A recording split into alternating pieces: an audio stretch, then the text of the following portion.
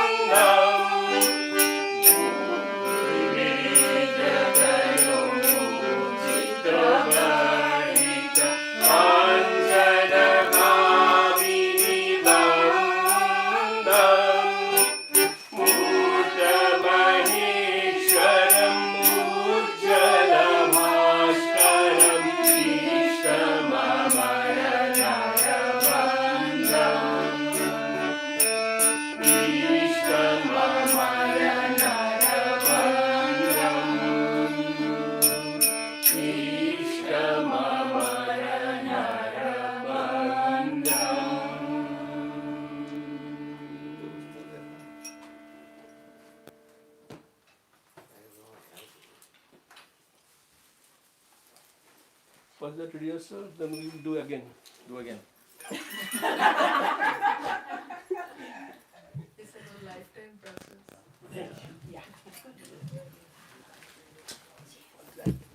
Or do you want to turn this off? Or turn this off? Yeah, because you already have one, right? Yeah. You don't want echo. No. Keep it down. Oh, you cannot turn it off. If this works, then it's better for me. Yeah, This way? everything is connected to the Is this good? Yeah.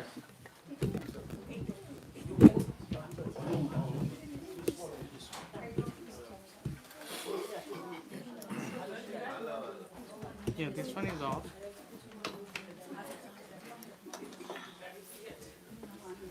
Maharaj, I brought the complete works of Bankim Chandra. I want to give it to you. You can put it in your library.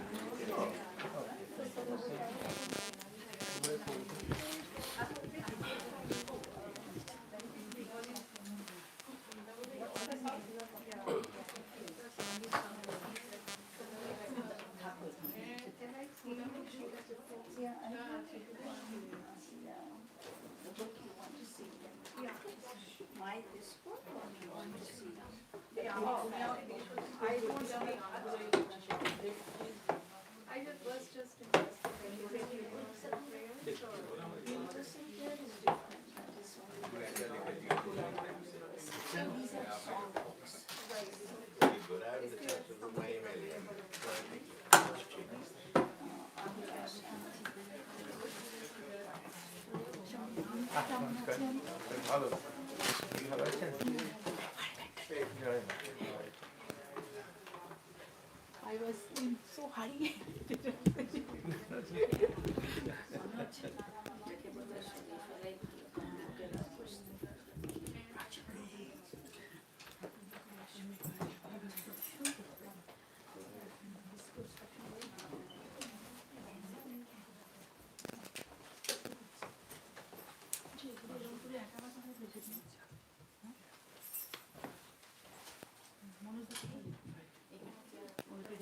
Is it working?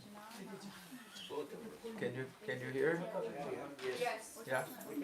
Yes, we can hear. Okay.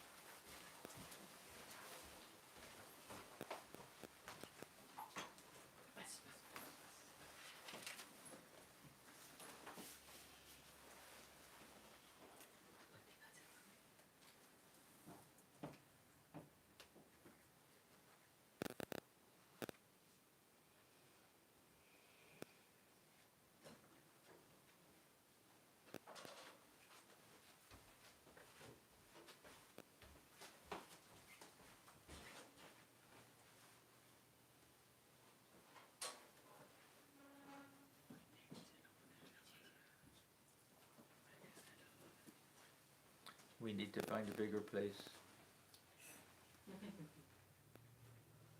Yes.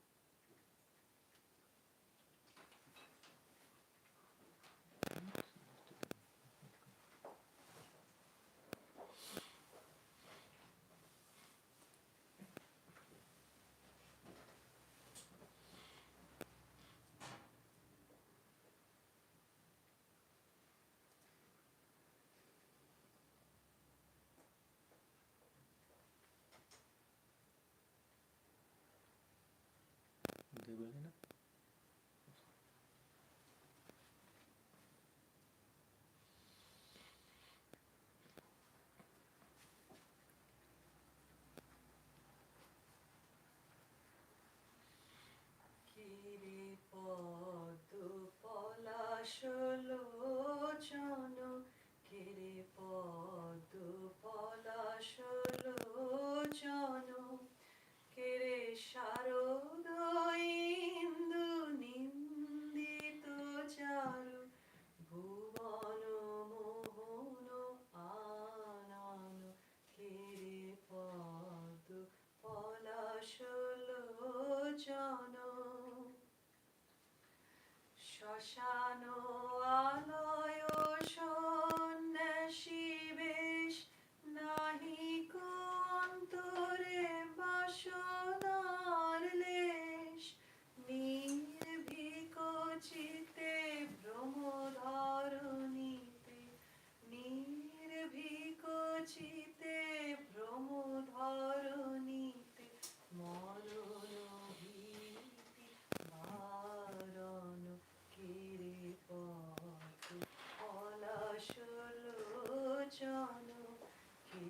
পদ্ম পলাশ লোচন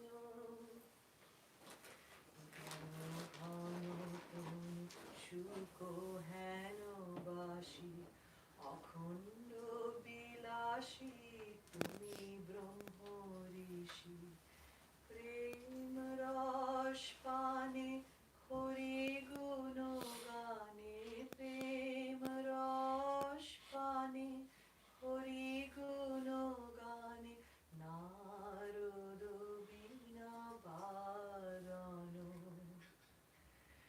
জড় বিজ্ঞান কৌরব রণে পার্থ কি এলে বাসুদেব শনে রামগত প্রাণ বীর হনুমান রামগত প্রাণ বীর হনুমান লবণাম্বুদি লঙ্ঘন কেরে পদ্ম পলাশ লোচন কেরে পদ্ম পলাশ লোচন কেরে শারদ ইন্দু নিন্দিত চারু ভুবন মোহন আনন কেরে পদ্ম পলাশ লোচন জ্ঞান প্রেম কর্ম ত্রিশূল ধারি নররূপ ধরি এলে ত্রিপুরারি বিষাণ বাদনে অভীর ভীষণে বিষাণ বাদনে অভীর ভীষণে মোহ বন্ধন খণ্ডন শরণাগত চরণে তোমার বিবেকানন্দ বীর অবতার শরণাগত চরণে তোমার বিবেকানন্দ বীর অবতার কিবা পরিচয় রাম কৃষ্ণ কিবা পরিচয় রাম কৃষ্ণ মন মানুষ রঞ্জন কেরে পদ্ম পলাশ লোচন কেরে পদ্ম পলাশ লোচন কেরে শারদ ইন্দু নিন্দিত চারু ভুবন মোহন আনন কেরে পদ্ম পলাশ লোচন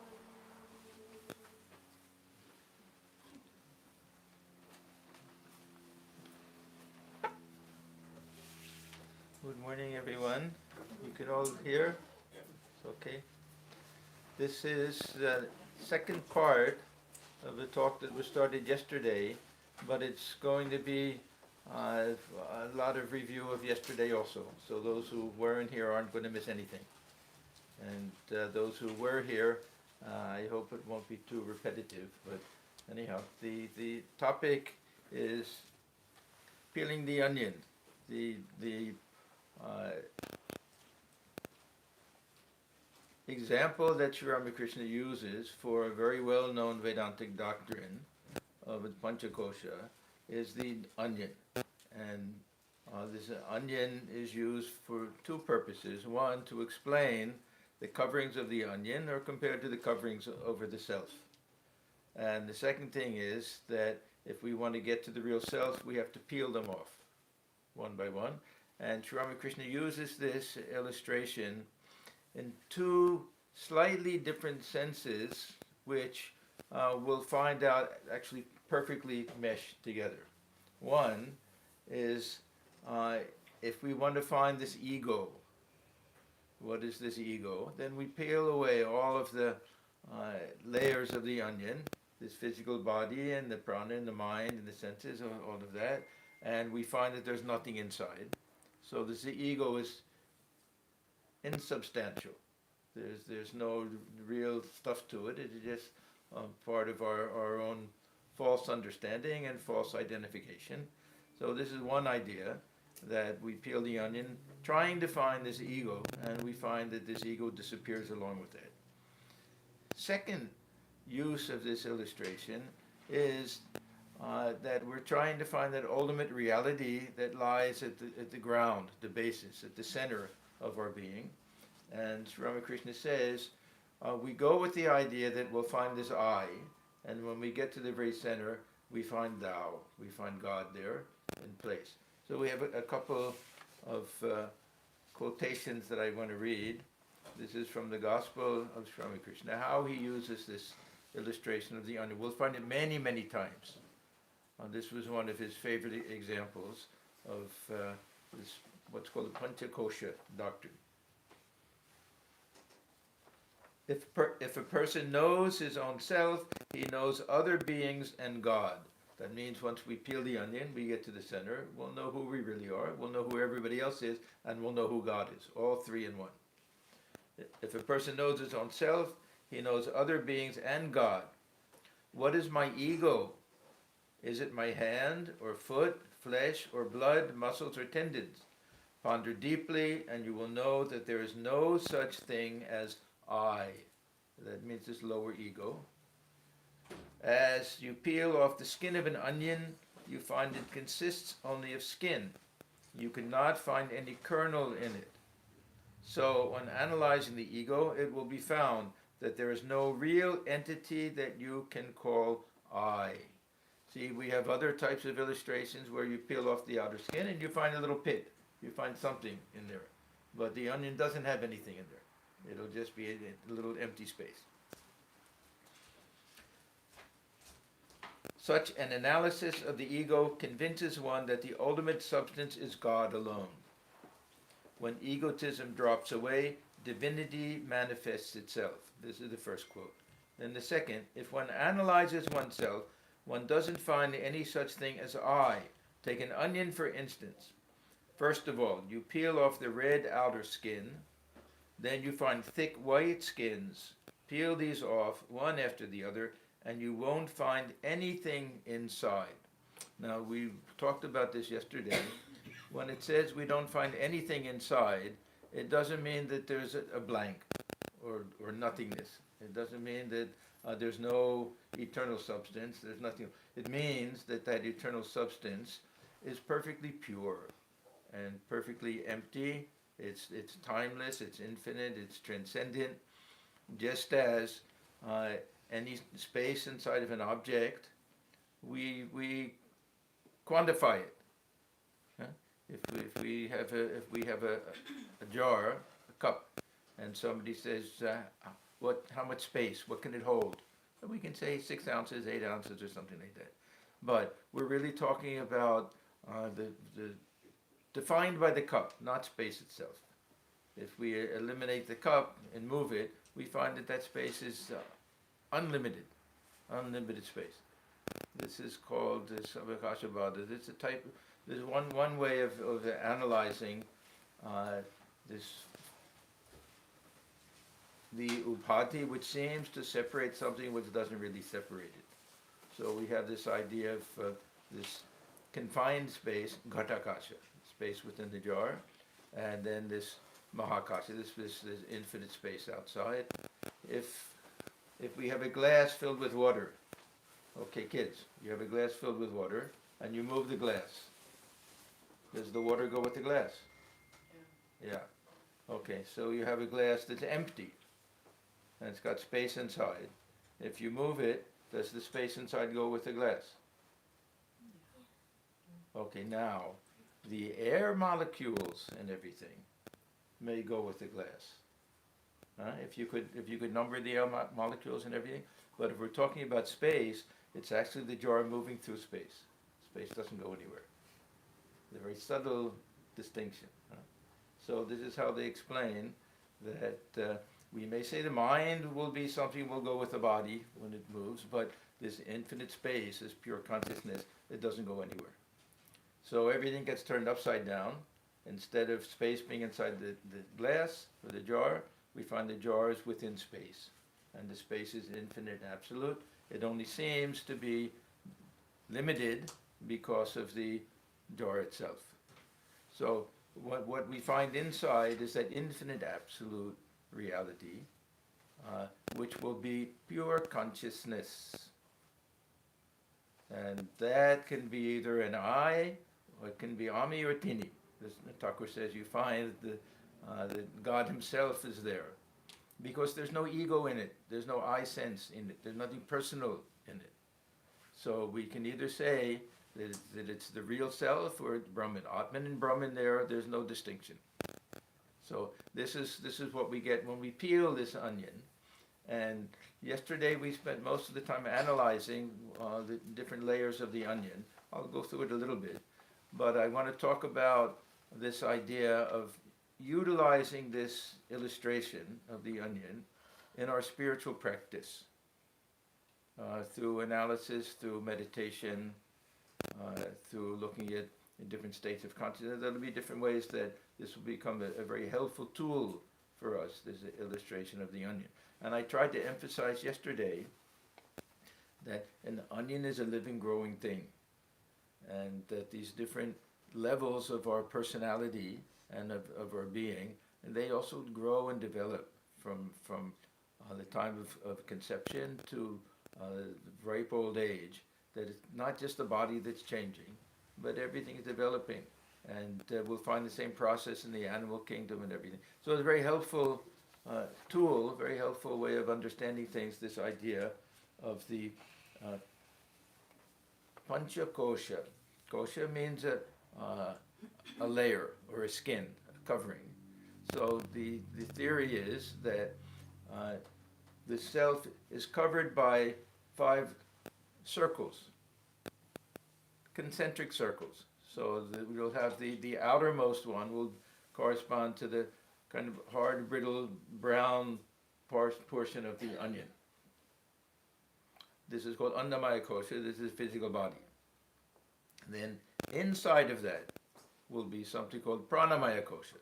So picture a circle, then another circle inside of that. Pranamaya Kosha. This will be this layer of life, of the vital organs, of the senses, all of those things. Inside of that will be Manomaya Kosha. Okay, this is the sheath of mind.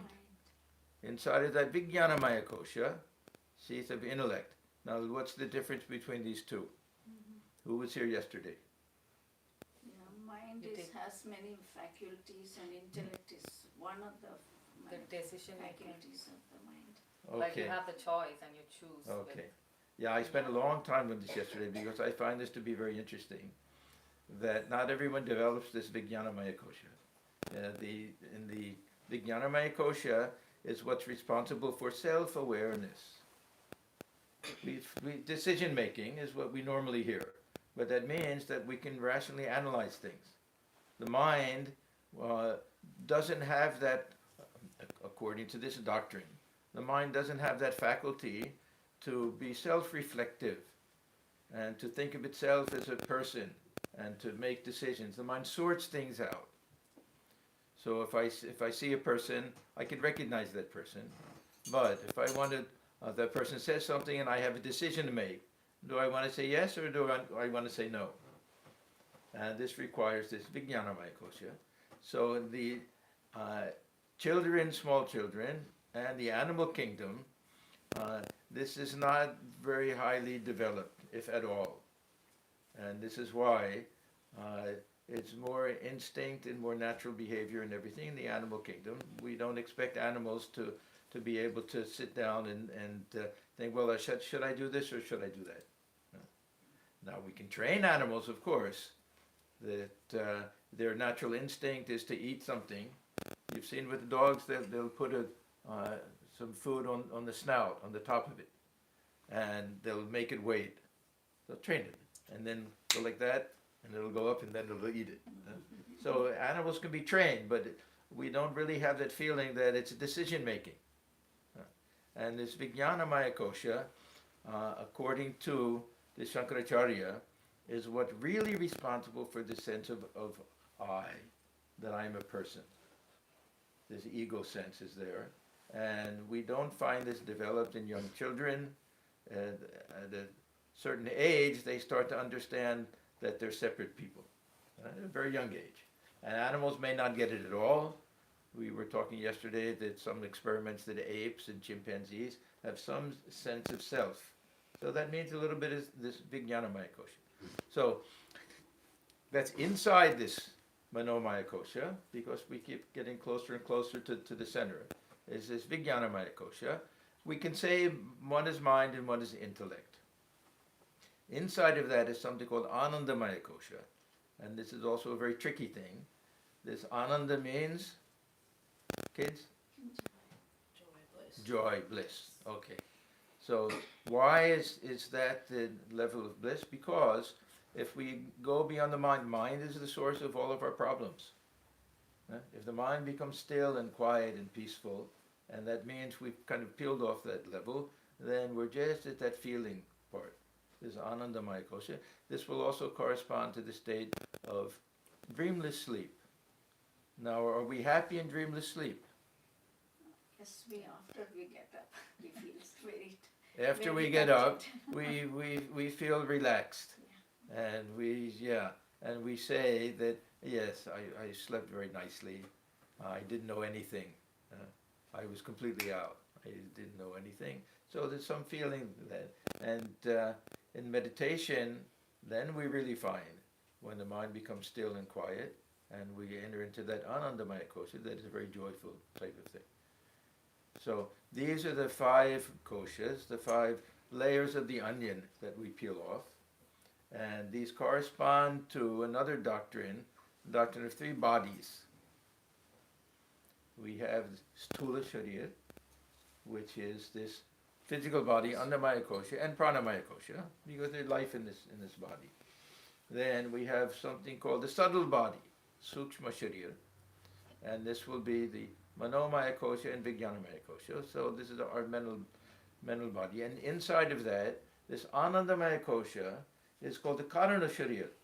This is interesting that from this other doctrine, the emphasis is on this causal body, that this is where everything is stored up. This is our subconscious. So emphasis is on the seed form of that. When we go to sleep, all of our memories and everything goes into a seed form. When we wake up, we remember everything. We're the same person we were before. So they attribute that to this Karana Sharira, which is also the same as this Anandamaya kosha. So these all go together. And then we find that this other doctrine of the 3 states of consciousness, the waking state. In the waking state, we're functioning through all 5, because the body is there. In the dream state, we peel off the body. That's not part of our awareness or anything. We have some other made-up body. So we're in the subtle body. Everything except the physical body is there.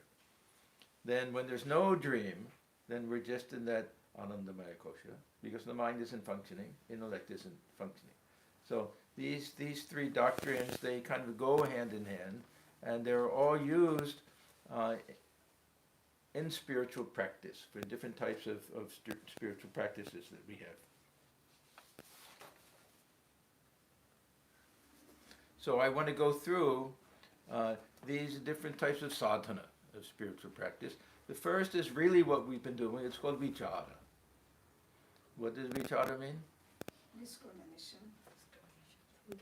Discrimination, viveka, vichara, almost the same thing. It really means to deeply think about something, to analyze things, and to try to remove our misconceptions.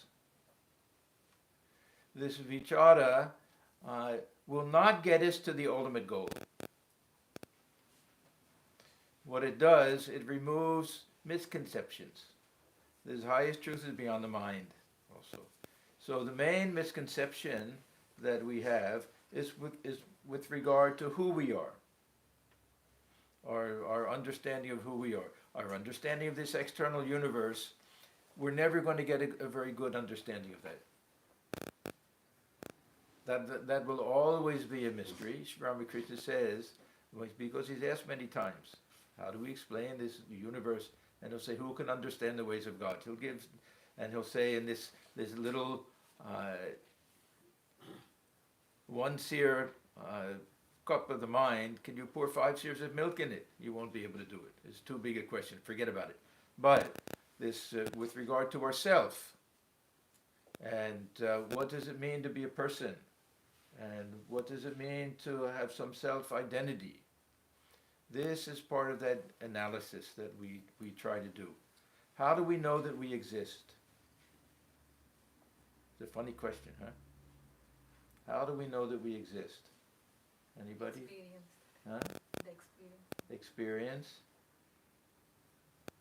What does it mean to exist? Now, if we say, what does it mean for a table to exist?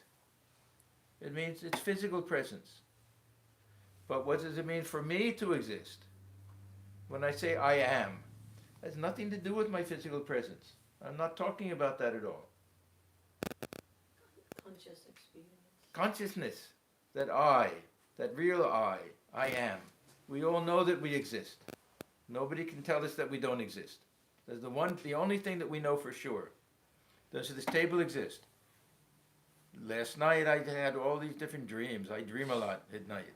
When I woke up, then I say, well, no, it didn't really exist. It was part of my dream. I don't know if this has any independent external existence that I can say 100% I'm sure about. Don't know. We don't know.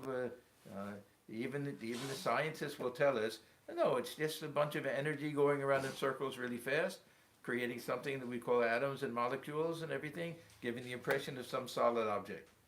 Even the physicists will explain it that way. And the philosophers may explain it, a projection of mind, all different ways, we don't know. But that I am, no one can convince me that I'm not. That's the one thing that we know with certainty, that we exist. But what is our feeling of existence based on? With most of us, it has to do with his body.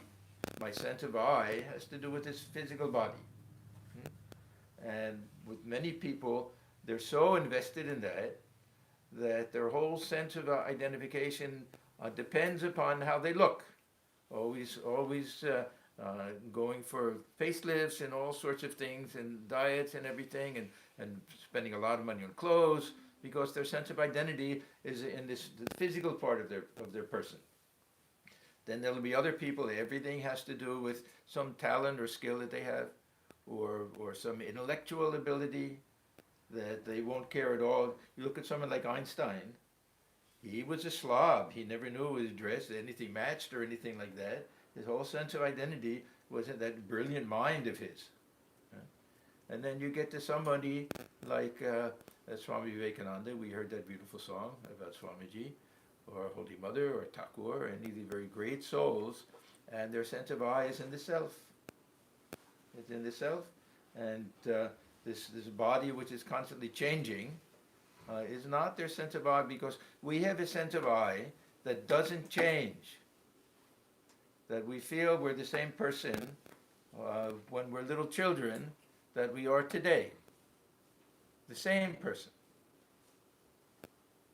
If I look at pictures of myself when I was 5 years old, I don't say, who is that person?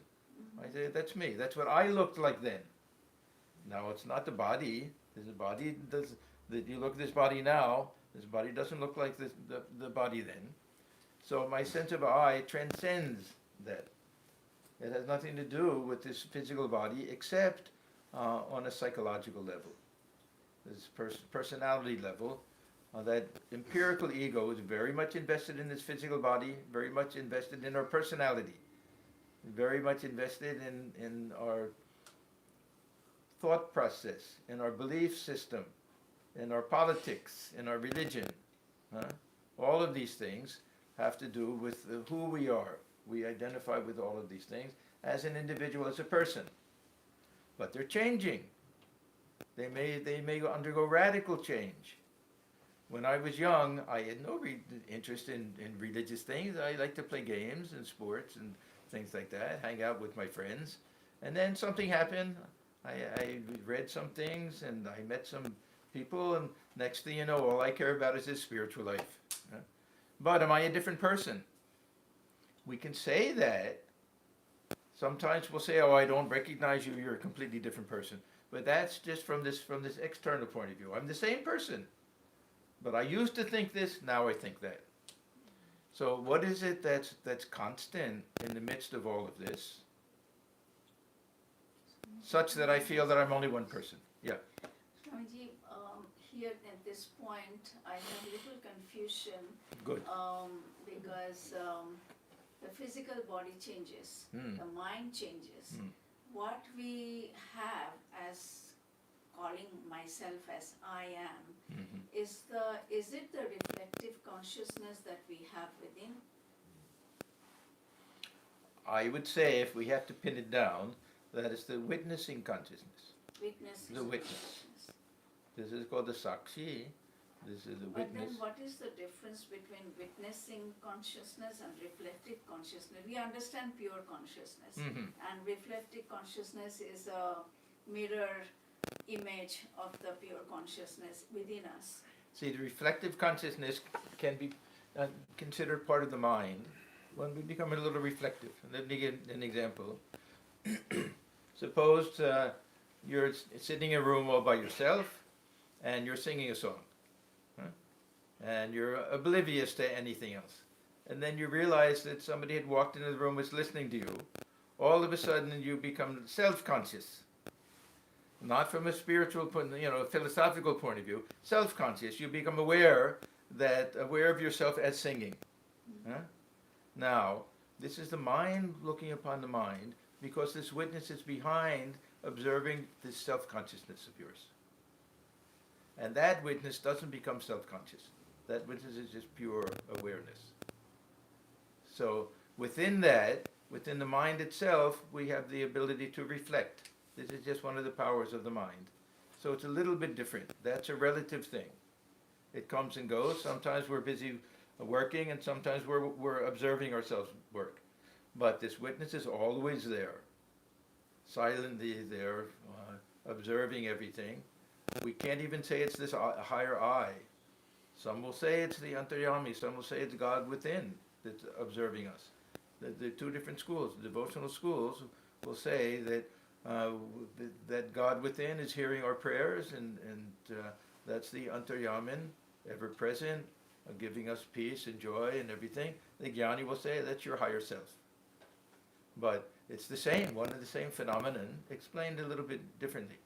So we can be reflective people without being aware of this witnessing consciousness behind everything. We never see it. We never observe it.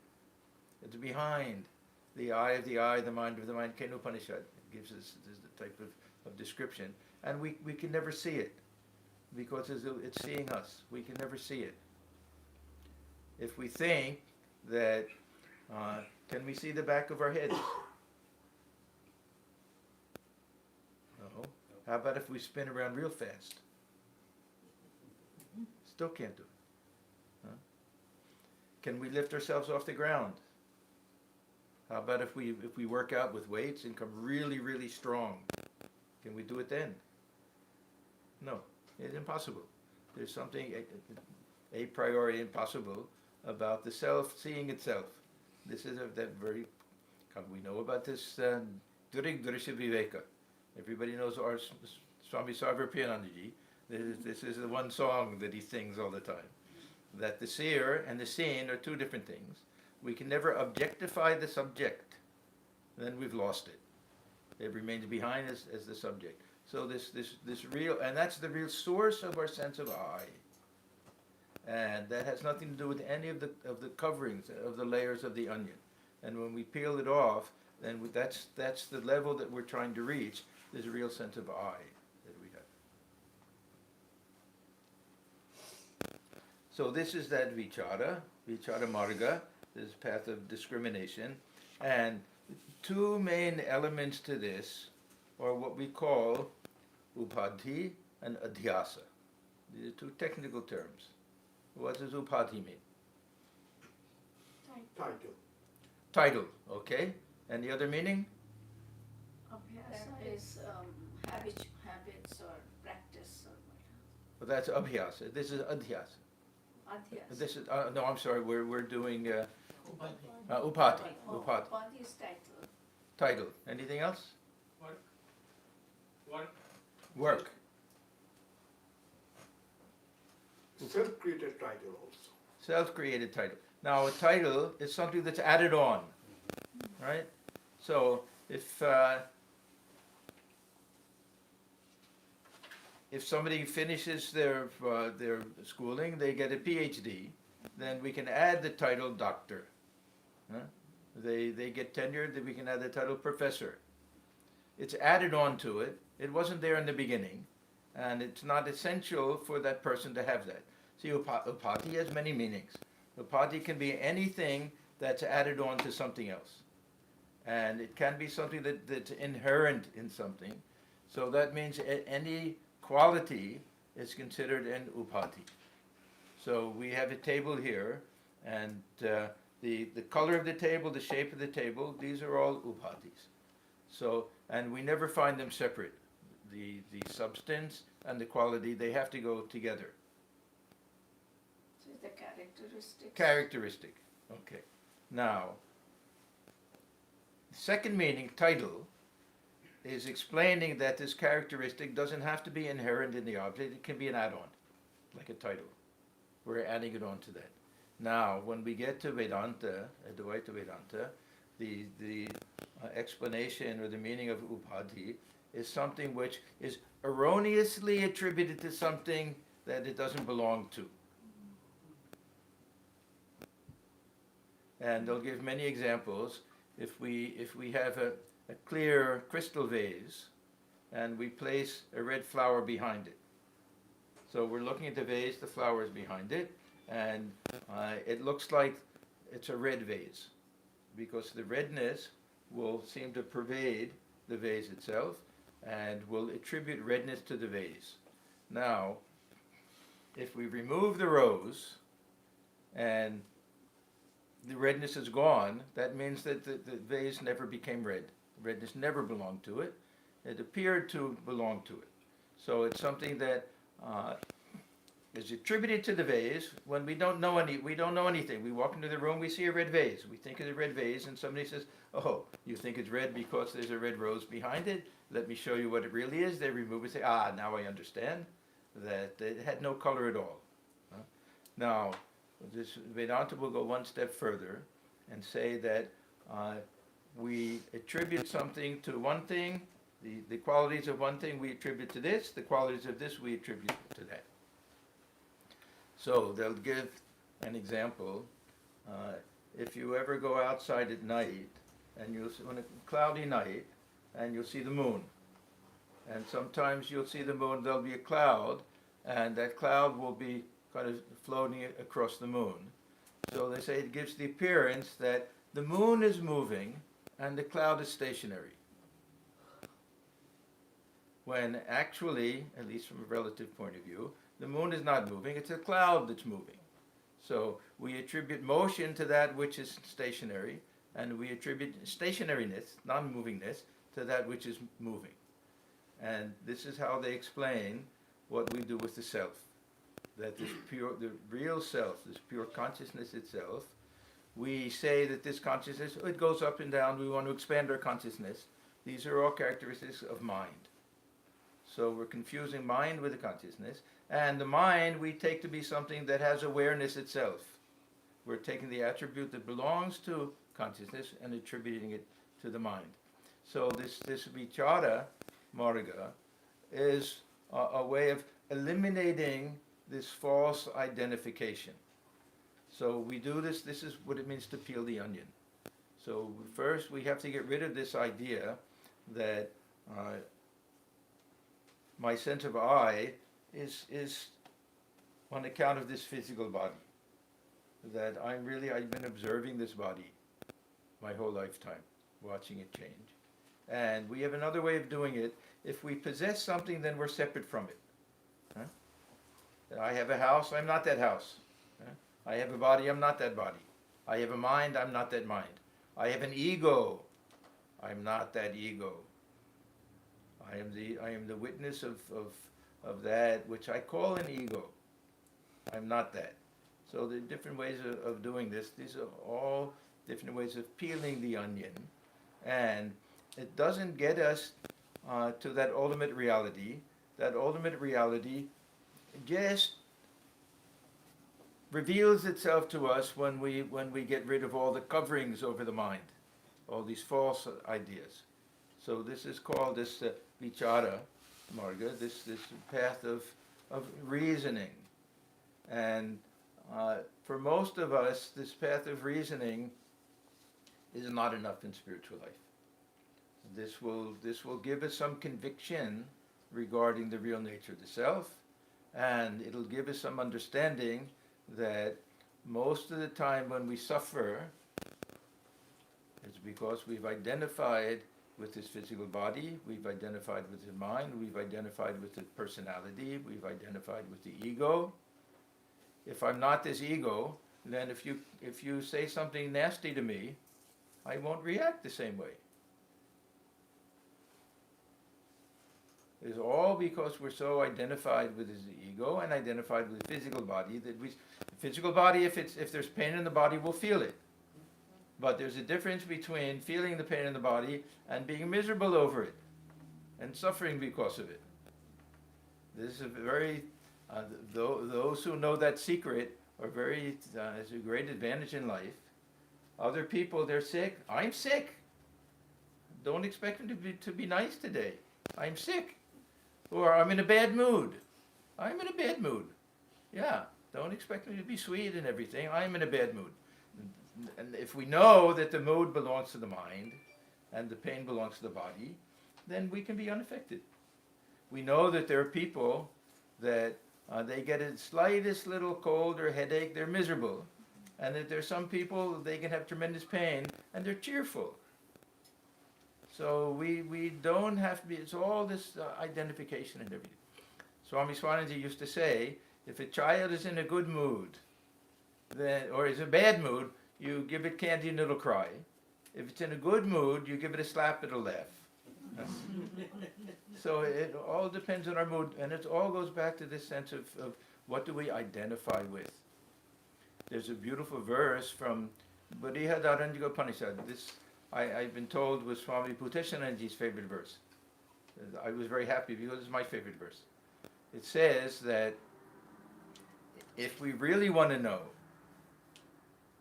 the real self, Atmanam Ched Vijaniyat, I am Asmiti Purusha. If we really want to know that I am that self, then it says, what could we possibly desire? What advantage would there be in suffering along with the suffering of the body?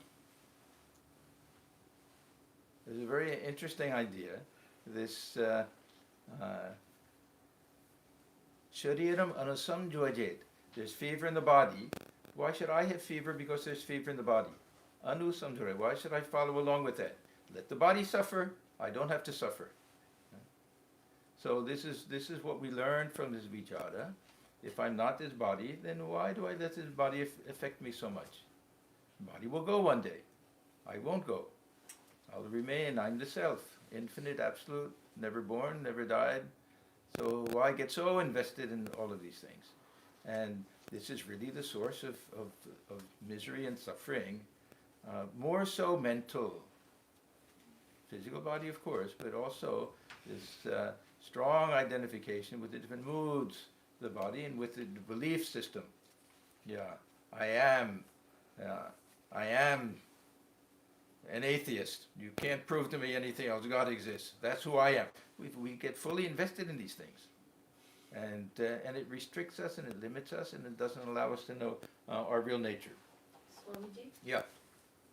And same thing could be applied to when we look at others.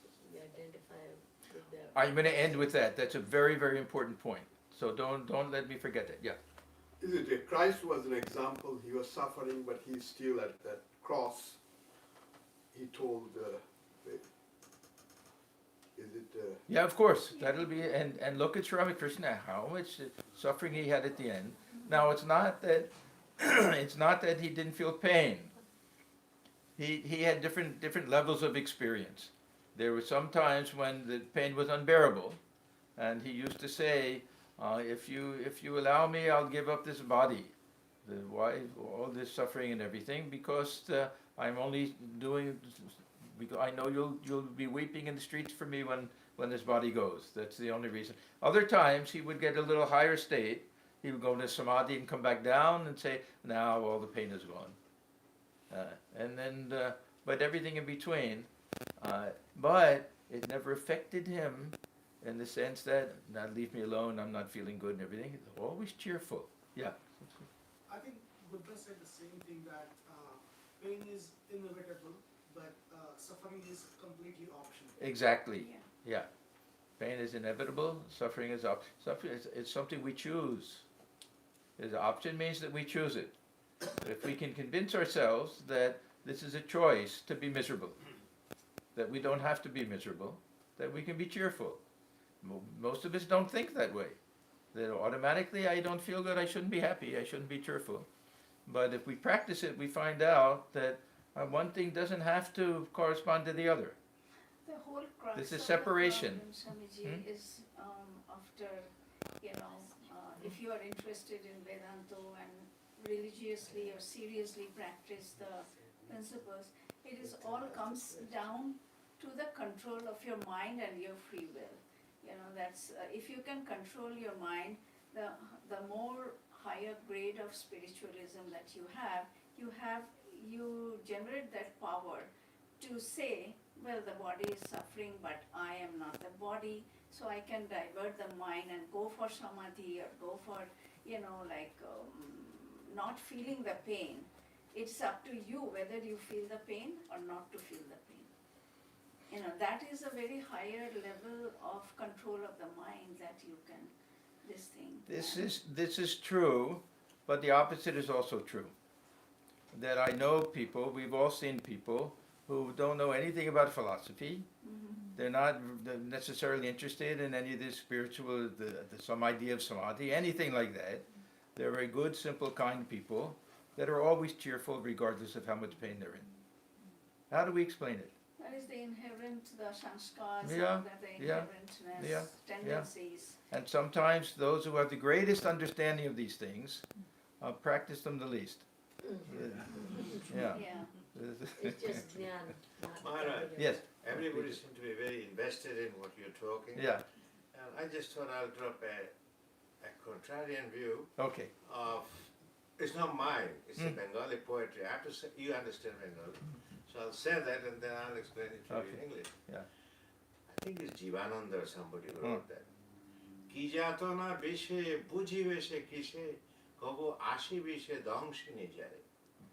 But how a person will know the pain of a snake bite? The snake hasn't bitten him. Those who burn learn. Yeah. Yeah. See? So, I won't say this is a contrarian view. We can all accept that. Yeah. But, I was saying, I don't know if it was yesterday or not, that we have two ways of learning things. If we're intelligent people, we'll learn by watching somebody else burn his finger. If we're not intelligent people, we'll have to burn our finger maybe several times. Yeah. But we have to learn the lesson one way or the other. Yeah, I won't say that's really contrarian. That will also fit in with this idea. Okay, so I don't want to go along too much more. Okay, so that's upadhi and adhyasa. Adhyasa is where we take one upadhi and we attribute it to the wrong thing. And so what we're trying to do is reverse this process, and that means peeling off the onion. So we do it that way. Then we have this idea of the three states of consciousness. We find this in this Mandukya Upanishad. And this is another way of analyzing this sense of I.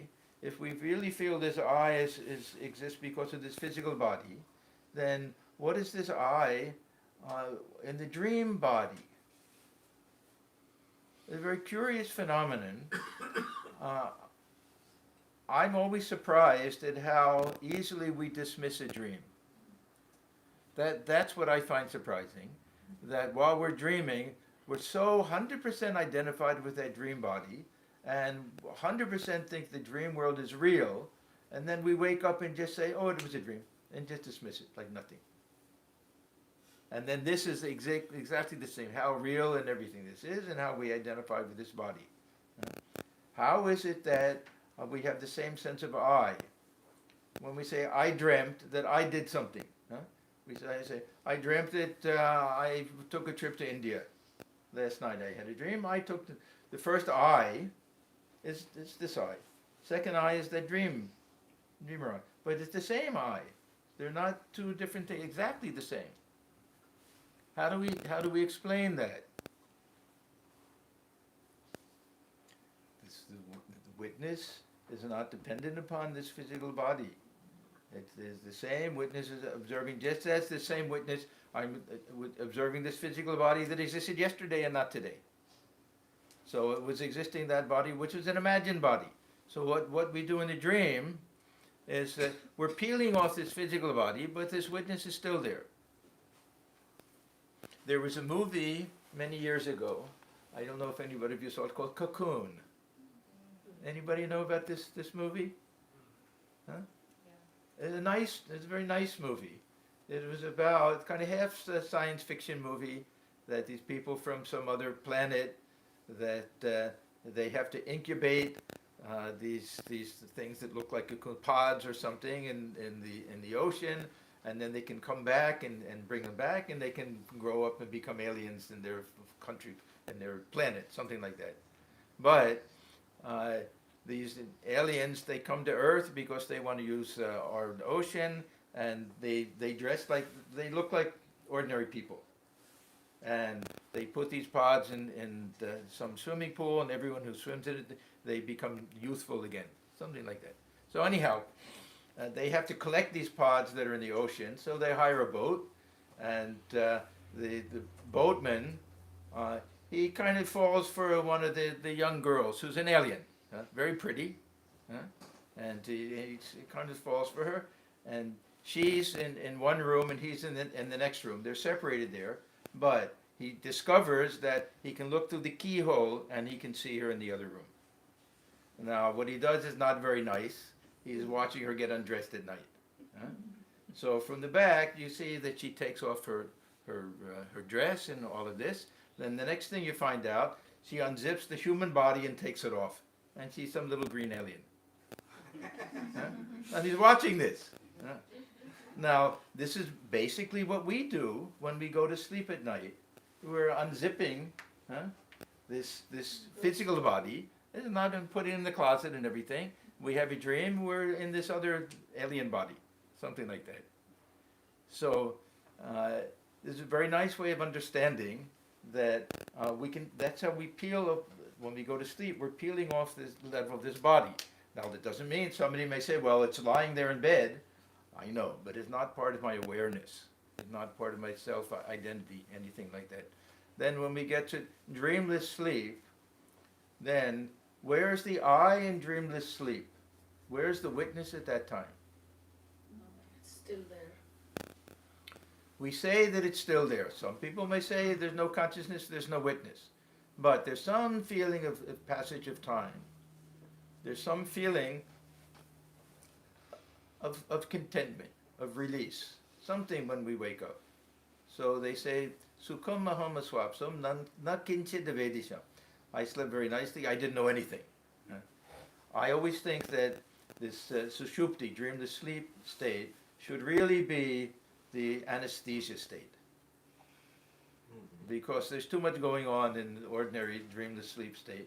Anesthesia, anybody have had the colonoscopy and other things like that? Yeah. I was very interested with this colonoscopy. I wanted to observe. I wanted to pay very close attention to watch myself lose consciousness, to observe that state in between. Of course, I failed. Very next second, less than a second, I'm awake again. And any possibility of knowing how much time passed? No. I've also had one time I actually just blacked out. I took some medication and had some for an ankle sprain, something like that, and I just kind of got woozy and I passed out. And you feel like they say blackout. You really feel like you're in a black tunnel. It's an experience. And when you come to, you have that experience that time compressed. You don't know how long it was, but the real feeling that this consciousness doesn't stop, that awareness is still there, but nothing to observe at that time. Right. So this passage of time seems to be very, very fast. So Vedanta will say that this witnessing consciousness never stops, it's always there. And that's the real sense of I. Swami Paramesanandaji, disciple of Holy Mother, gives a very beautiful explanation of these different states of consciousness. Now, in the Mandukya Upanishad, there's a fourth state, the Turiya state. That'll be our samadhi, when we go even beyond this Anandamaya kosha. So he says that, picture that you're inside a room, and the lights are on, all the furniture is in the room, the windows are there and the shades are up. You can see everything inside of the room and outside of the room. That's the waking state. Then picture that the shades are drawn, lights are on, you can see everything inside but you can't see anything outside. That'll be the dream state. Then he says, picture that the lights are turned off and the shades are down, you can't see anything outside, you can't see anything inside, but everything is still there. The causal state. Huh? So this will be the dreamless sleep state. Then he says, imagine that shades are drawn, the lights are on, but all the furniture is removed from the room. That'll be samadhi. Because people sometimes wonder what's the difference between this dreamless sleep state when the mind is empty and samadhi, mind is empty. Actually, the mind is fully aware and enlightened, but the mind is perfectly calm and still. So that means the Vijnanamaya kosha and this Manomaya kosha and even this Anandamaya kosha at that time are not functioning at all. So there's another type of vichara when we look at these three states of consciousness and we understand that the self is the witness of all of them.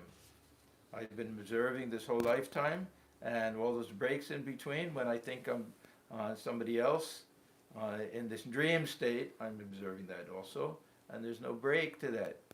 And it's empty, it's not contributing anything, it's just pure awareness. So this is one way of peeling the onion, analyzing the different states of consciousness. In meditation, what we're doing, we start with what we call pratyahara. Now, pratyahara is we're removing any awareness of this physical body. When we sit for meditation, we want to forget that we have a physical body. We may start out with the breath, we may start out with picturing the heart center and everything, but ultimately we want to forget all of that. Then we want to gradually withdraw the mind from the senses. So we don't hear anything, we don't see anything, we're not aware of any external objects at all. So we're eliminating pranamaya kosha. Then we want the mind to become perfectly still and quiet. So we're eliminating manomaya kosha and vijnanamaya kosha in meditation. Now, if we have any type of experience in that state, that'll be anandamaya kosha. Then it'll be a joyful state, any type of experience. This will be our savikalpa samadhi with this anandamaya kosha. If we go beyond that, even that anandamaya kosha, every mind is still, then that'll be our samadhi. So if Samadhi would be transcending the mind. even the mind itself. Yes. They say mano nasha, the mind is destroyed, but it's not really destroyed. See, Sri Ramakrishna says that we experience it not with this ordinary mind, but with this pure mind. And this pure mind and pure consciousness are one and the same. It has to be through the mind on some level, but not the mind as we know it. I started to say that for me, the best way of understanding this is Swamiji's hymn of Samadhi.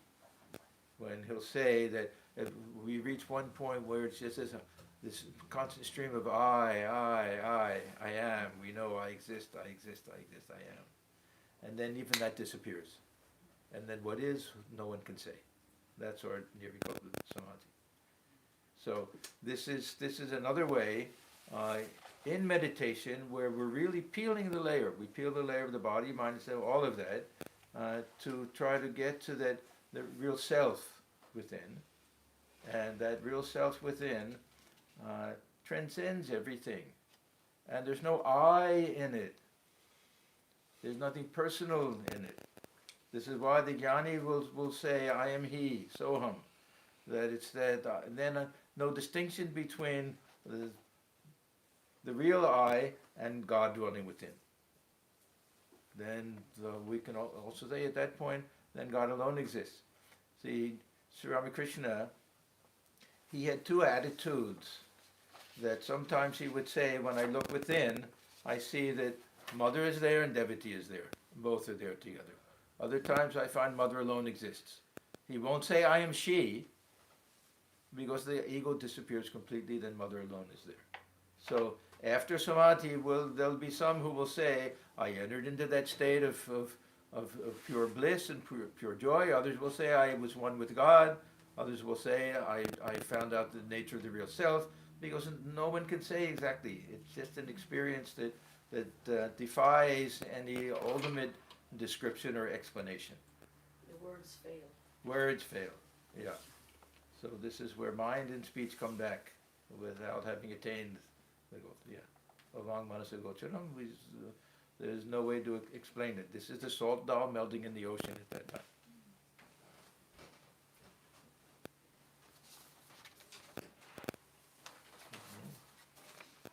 Let me see what else. Oh, one other thing. This is not so, it's a little bit of a side footnote.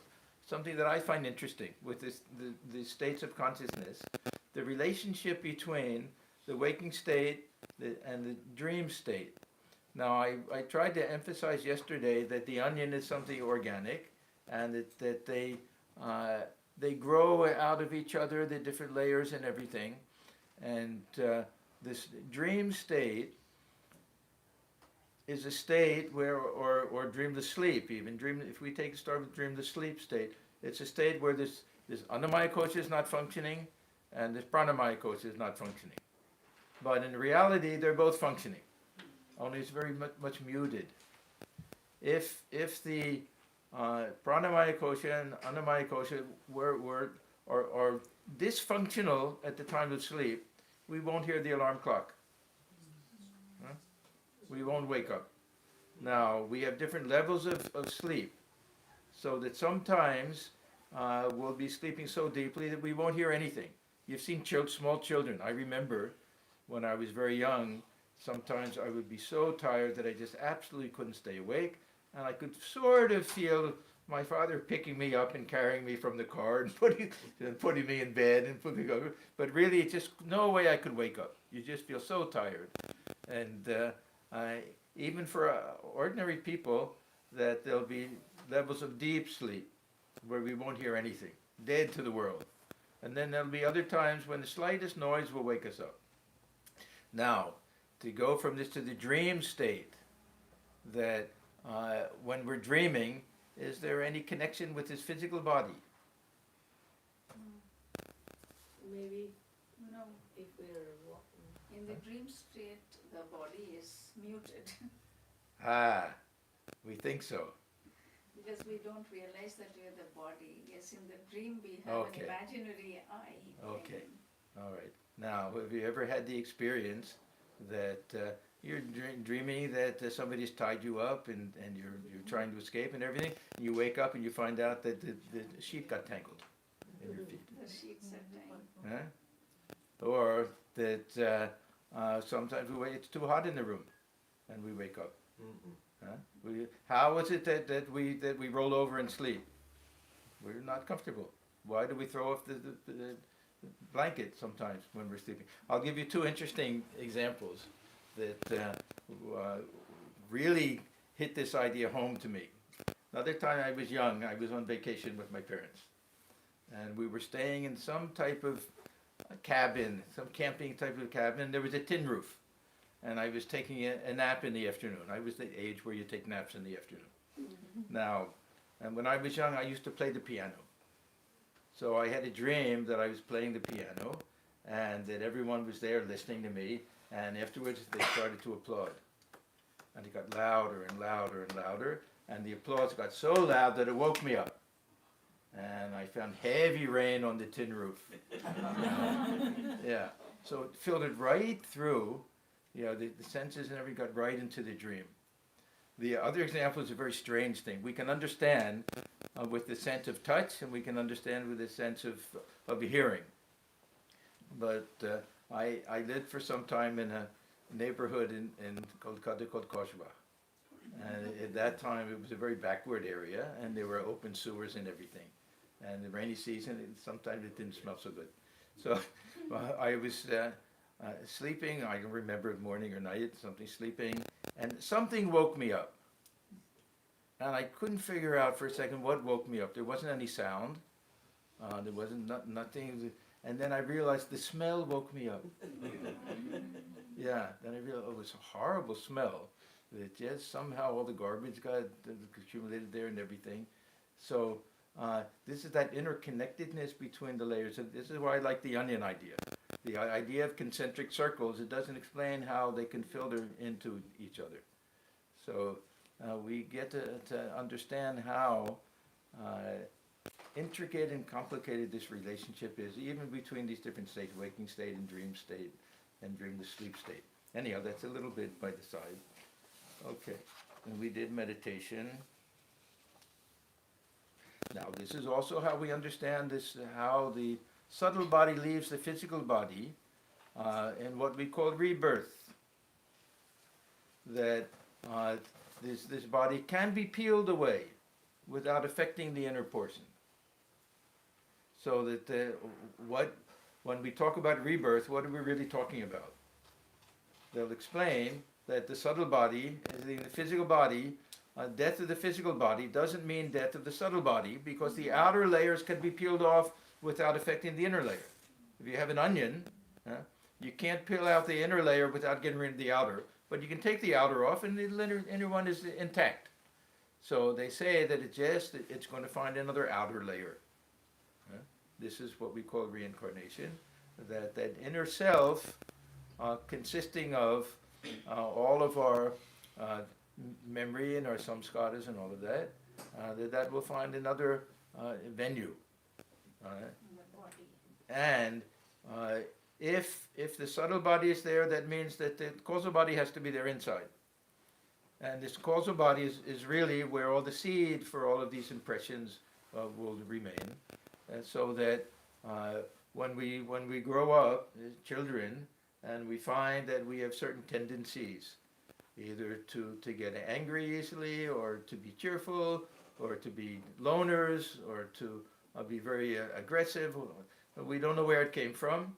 It'll be for the seed from the past lifetime.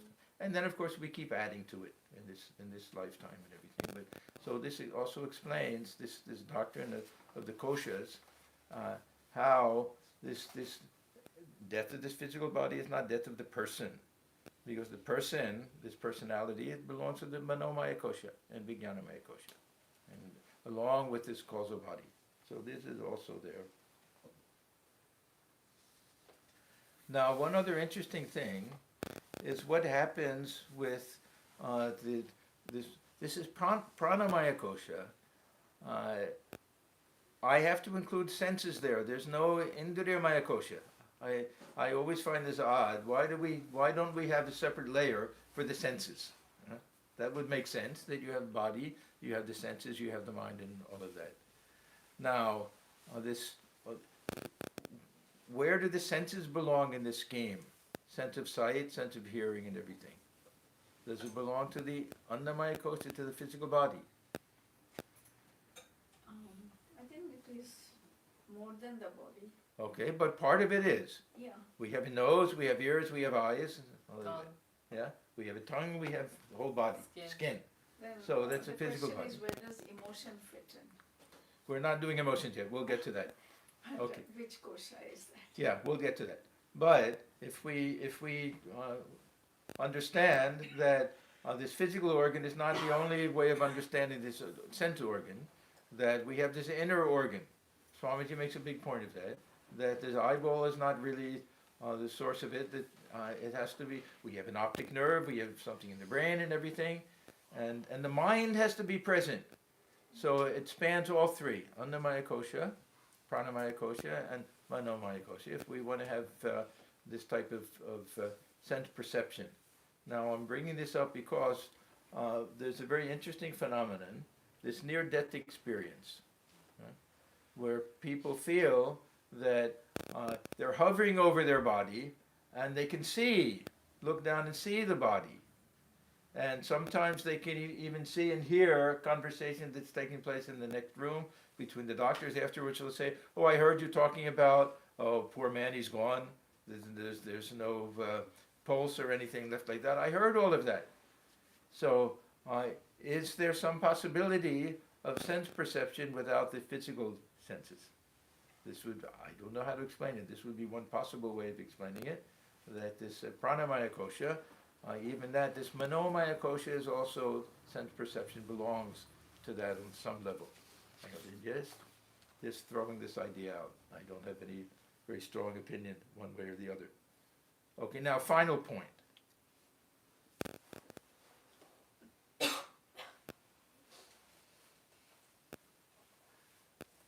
We've been talking so far about how we view ourselves. Huh? What is the real nature of the self? But this has to include how do we look upon other people.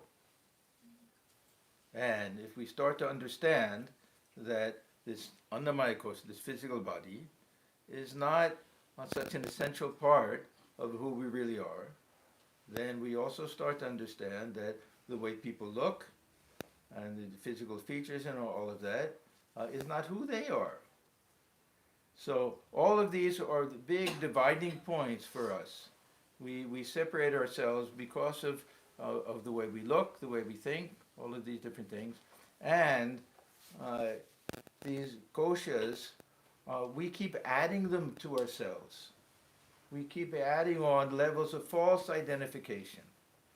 I mentioned a few, our political affiliation, our religious affiliation, our cultural identification, all of these things. These all cause separation. Not only for us, something false, but it makes us feel separate from everybody else. Now, how do we learn to feel oneness? Because this is also one of the goals of spiritual life. It's something that Holy Mother emphasized so much. Learn to feel the whole world to be your own. How do we do that? We peel off this outer layer. First of all of the other ones. Forget about all these different cultures. Someone speaks a different language. They have a different skin color. They have a different culture. They dress differently. They worship differently. Peel these off. These are all insignificant things, ultimately. Now, when we get to the heart center, manomaya kosha. Now, this is where I want to explain. See, manas means mind, it means heart also. When we get to the emotional level, when we get to the personal level, and we start to understand that we all have the same feeling of love for our near and dear ones, we all have the same desires to lead a fulfilling, fruitful life. Different ways it manifests differently because of our culture and everything, but on that level, we can really feel our oneness with everyone.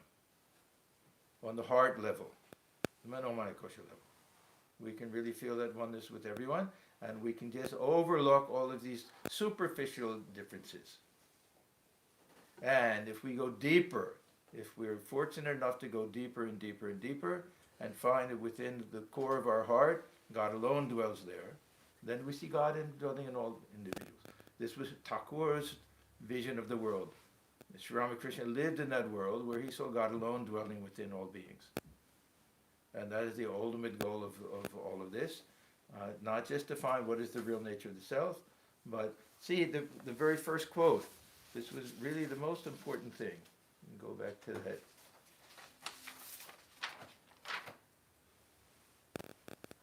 Yeah, if one knows his own self, he knows other beings and God. So if we can peel away all of the external things, we'll have that realization of who we really are. We'll understand that divine presence within everyone, and we'll feel oneness with everyone else. So, yeah. Is it, especially in Mahayana Buddhism, they are telling that you know yourself, but you want to take rebirth again to end the suffering of the other people. Is it not further away? This is one ideal. This is called bodhisattva ideal.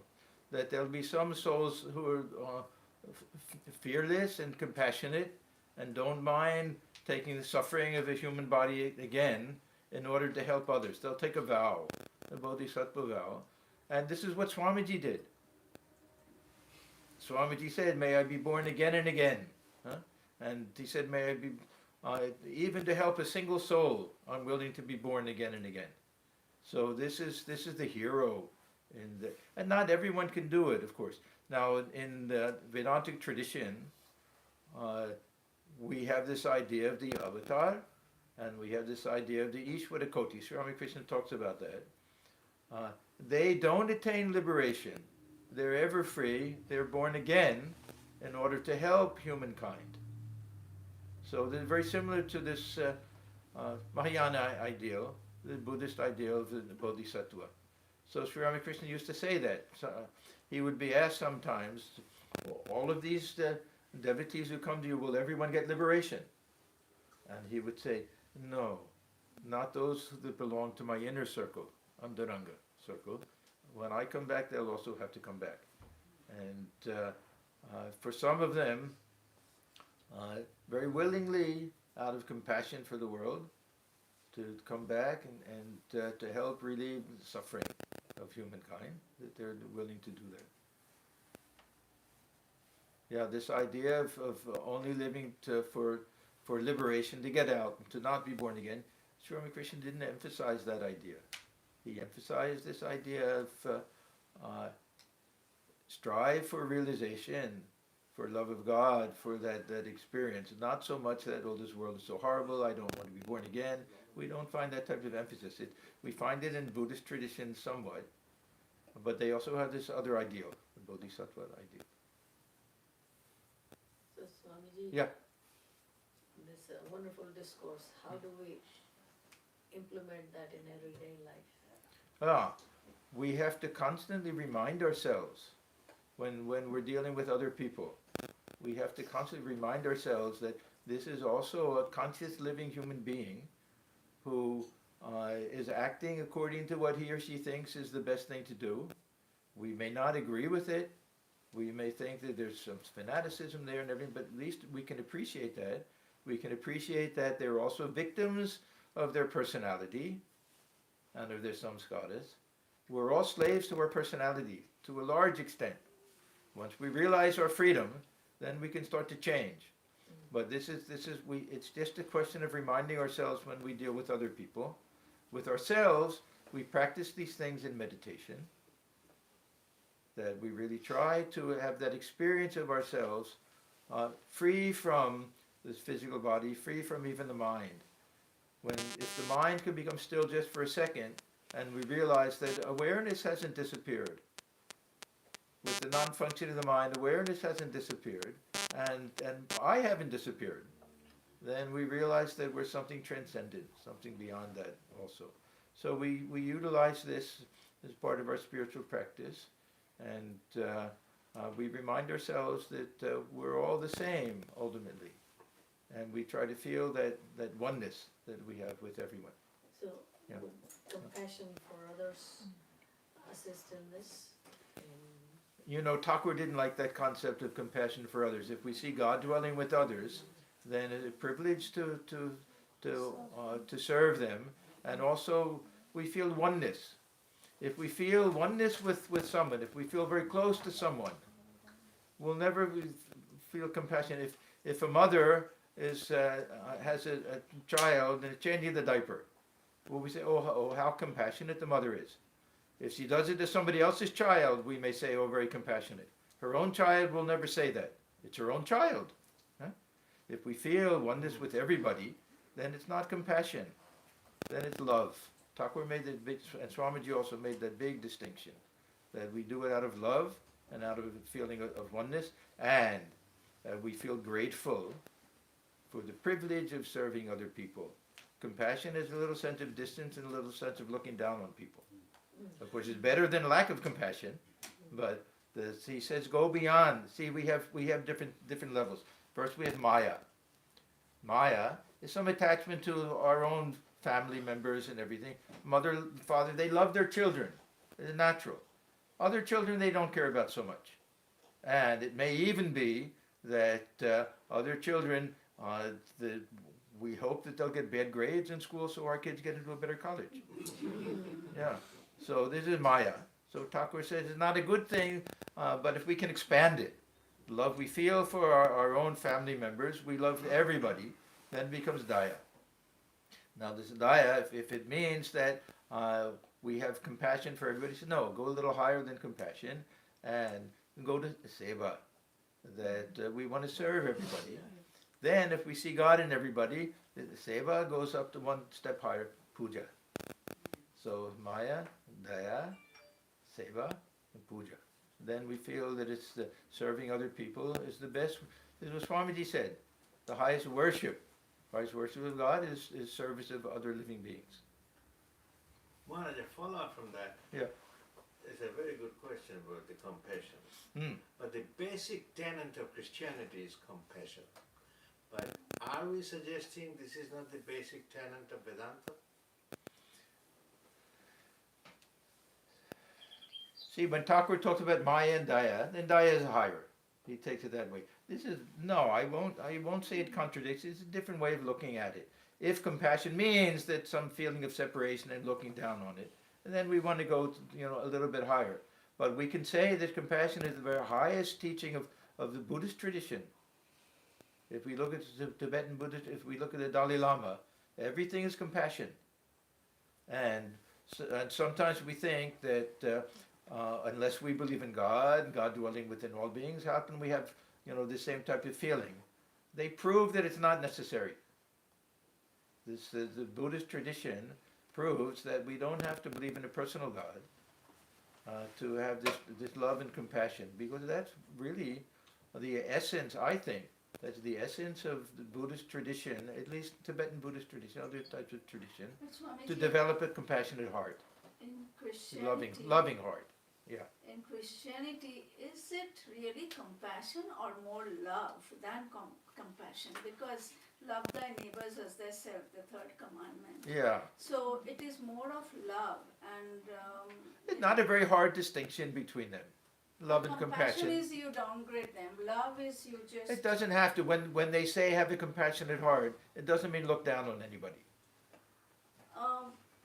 I beg to. I feel that when you are giving a charity, that you are higher up and giving out of that compassion that is suffering and. Well, that's our mistake. That is our mistake. Yeah, that's that our is mistake. Compassion. So yeah, It's but more like pity, right? yeah, if by compassion you mean pity, yeah. Pity. Yeah. That of But course is not the ultimate goal. Compassion, what I feel is that feeling the suffering of others and then doing something for them.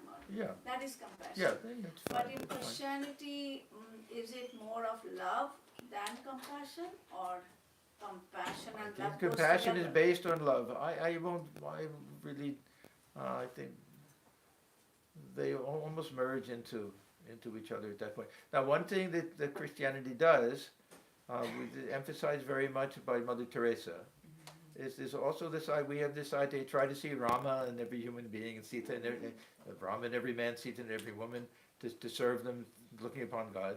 They have this idea that serving any suffering individual is serving Christ Himself. Yeah. Yeah. It's on some level similar to what we try to do also.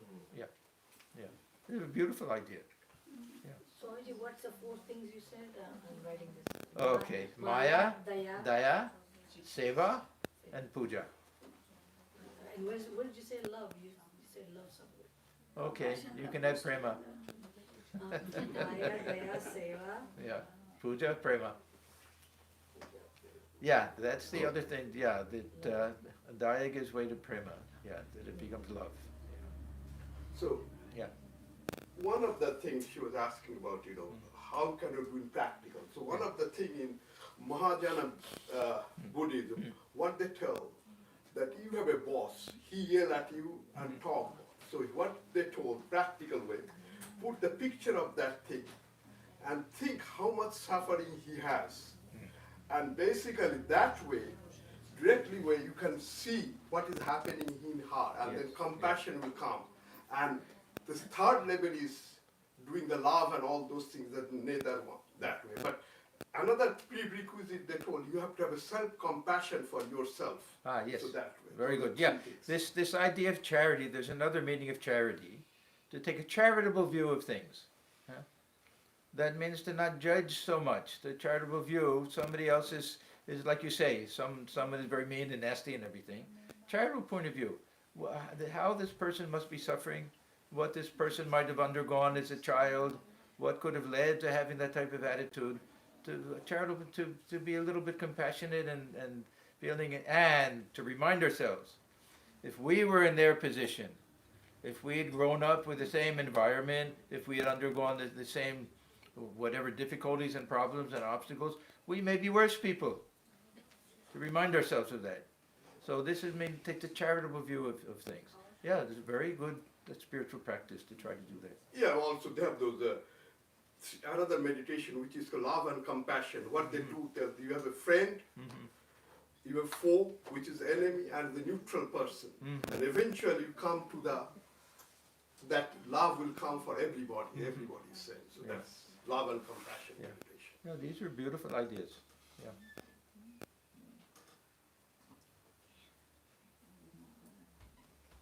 Okay, then I think time to end the session and have a closing prayer. Om sarve bhavantu sukhina, sarve santu niramaya, sarve bhadrani pashyantu, ma kaschit dukha bhag bhave. Om shanti shanti shanti. May all beings be happy. May all be free from disease. May all realize the highest good. May none suffer from misery. Om peace, peace, peace be unto all.